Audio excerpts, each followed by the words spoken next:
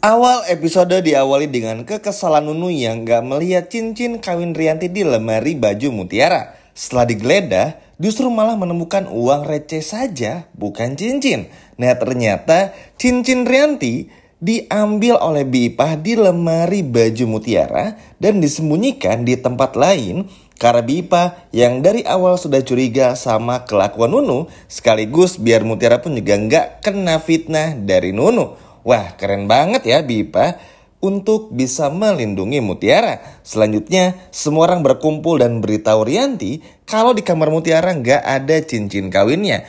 Tapi karena Rianti ini nggak percaya, alhasil Mutiara tetap aja diomelin, bahkan Mutiara sampai bersumpah. Nah, di momen ini Aditya mengingatkan kepada Rianti untuk jangan mengaitkan semua masalah dengan Mutiara karena terbukti Mutiara tidak mengambil apa-apa. Gak lama kemudian Nunu menelpon Sandra jika cincin kawin Rianti hilang. Tadinya Nunu mau bilang kalau Nunu curiga sama Bipah nih udah memindahkannya. Tapi karena takut bilang sama Sandra, Nunu cuma diam saja. Lalu Sandra malah nuduh Mutiara dan pengen Nunu cek lagi Mutiara sampai benar-benar ketemu cincinnya. Lalu di ruang kerja Aditya menuduh Rianti bikin drama fitnah Mutiara agar ada alasan untuk mengusir Mutiara. Tapi Rianti menolak dituduh seperti itu. Dan Rianti merasa Aditya tidak pernah bisa bersikap adil dan tidak memihak kepada Rianti. Selanjutnya, Rianti masih merasa Nunu adalah pelakunya. Kalau sampai Nunu ketahuan pelakunya, maka Rianti akan bikin Nunu menanggung akibatnya. Karena gara-gara cincin yang hilang, bikin Rianti diomelin oleh Aditya.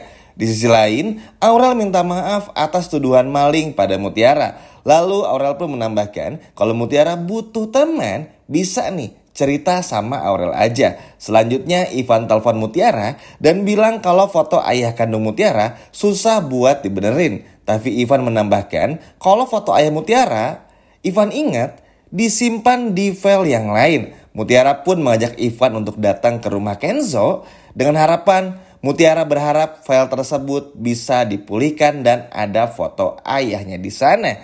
Kembali ke tempat kerja Aditya, Bipah teriak ada kecoa. Padahal itu cuma trik aja biar Aditya mau lihat ke bawah meja yang mana di meja tersebut ada cincin kawin Rianti yang sebelumnya udah dipindahin sama Bipah di bawah meja.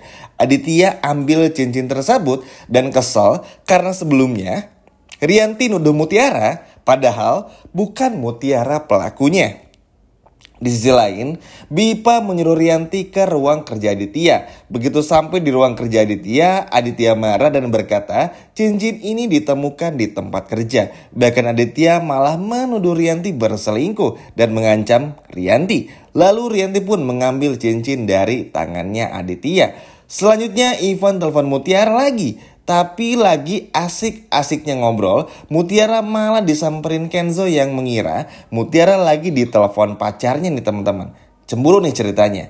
Mutiara gak terima dituduh pacaran sama Ivan. Akhirnya Mutiara dan Kenzo rebutan HP Bipah dan HP Bipah jatuh ke dalam kolam renang.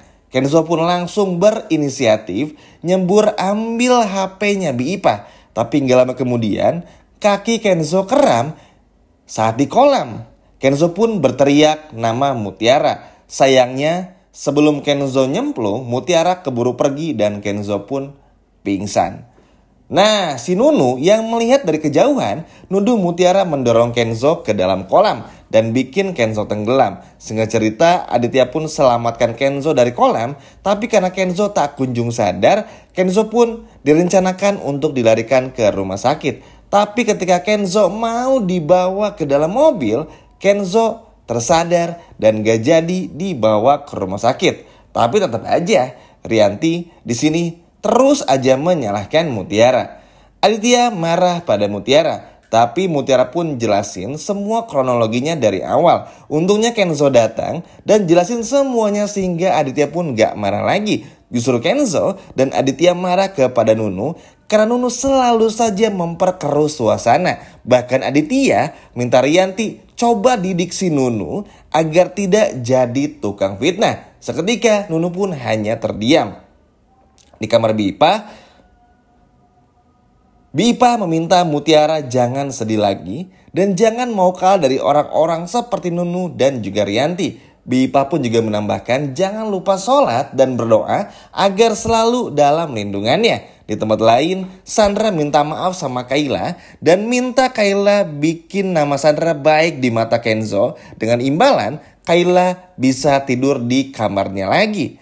Padahal minta maafnya Sandra cuman pura-pura aja. Lalu Kayla curiga kalau musik box Kayla dibuang atau disembunyikan oleh Sandra. Nah, musik box itu sangat berarti bagi Kayla karena itu adalah hadiah terakhir dari ibunya sebelum meninggal dunia. Tapi Sandra malah balik marah kepada Kayla.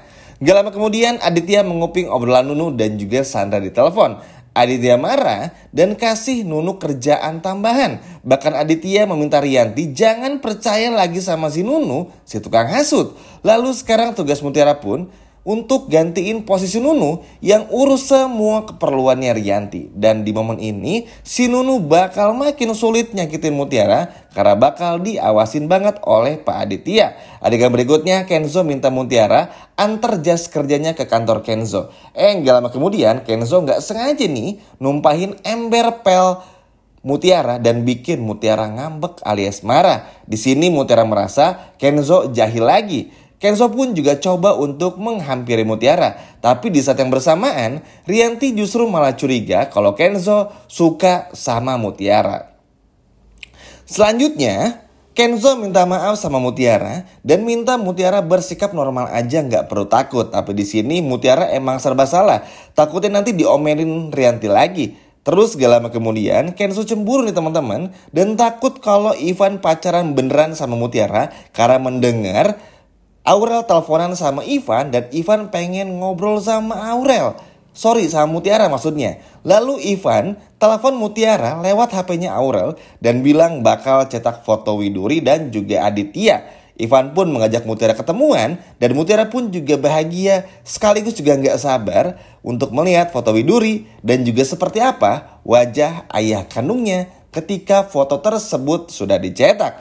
Nah, Aditya belain Mutiara di depan Rianti karena Rianti yang terus-terusan marahin Mutiara. Padahal Mutiara udah bawain teh teman-teman dengan tujuan supaya Rianti kondisi mentalnya bisa sangat tenang. Tapi ini bener-bener selalu saja bikin masalah.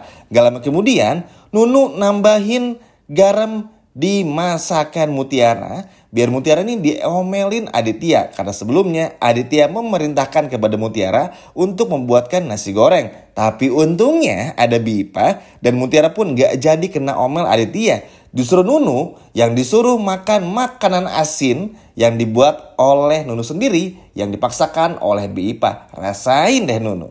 Adegan berikutnya Aditya gak sengaja menjatuhkan kerang ketika Mutiara masuk ke ruangan kerjanya. Hampir saja kerang tersebut dilihat oleh Mutiara. Nah, Mutiara sendiri datang untuk mengantarkan makanan berupa nasi goreng. Aditya kaget ketika makan makanan nasi goreng buatan Mutiara karena nasi goreng buatan Mutiara rasanya persis sekali seperti buatan Widuri. Bahkan 1 suapan, 2 suapan semakin meyakinkan Aditya kalau ini adalah masakan Widuri. Wah, ini sih bener-bener ya teman-teman, sepertinya Aditya, mohon maaf, maksudnya semakin yakin kalau antara Widuri dan juga Mutiara ini saling berkaitan satu sama lain. Makanya gak heran kalau Aditya bakal menyuruh anak buahnya untuk mencari tahu latar belakang Mutiara supaya ketahuan siapakah Mutiara sebenarnya, siapakah orang tua Mutiara, dan juga seperti apa wajah dan bentuknya. Bayangin, seru kan teman-teman ketika Mutiara mencari orang tua kandungnya, Aditya pun juga mencari hal yang sama tentang Mutiara. Semoga aja ya sesegera mungkin Aditya tahu kalau Widuri ini adalah ibu kandung dari Mutiara. Biar sesegera mungkin Rianti diusir dari rumah. Walaupun ya Rianti ini adalah ibu kandung dari Mutiara, tetap aja Rianti sama sekali gak punya rasa peduli kepada Mutiara itu sendiri.